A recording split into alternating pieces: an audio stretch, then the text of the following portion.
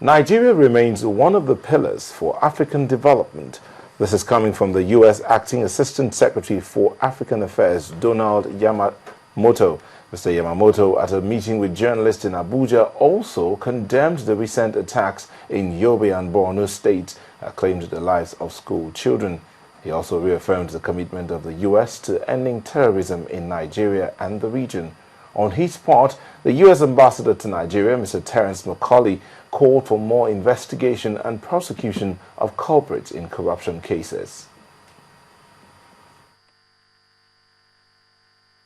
What we, the United States, have looked at very carefully, not just in Nigeria, but the entire Trans-Sahel, is we have democracies from Nigeria to Niger to along the Trans-Sahel, and many countries are fragile. Look what happened to Mali.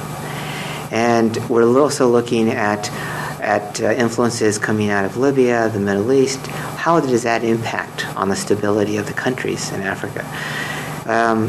And so what we're following is how we can strengthen not only security issues in a much more transparent and a much more decisive means, but also to raise the capacity and capability of host nation security groups to ensure their sovereign right of governments to secure their borders.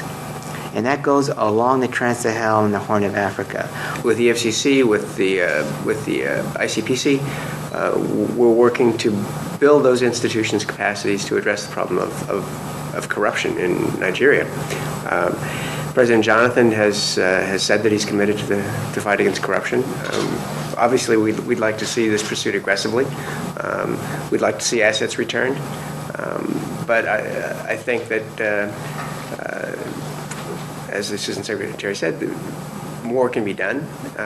But we are satisfied that at the head of your preeminent anti-corruption institutions, you have people who are really committed to the fight.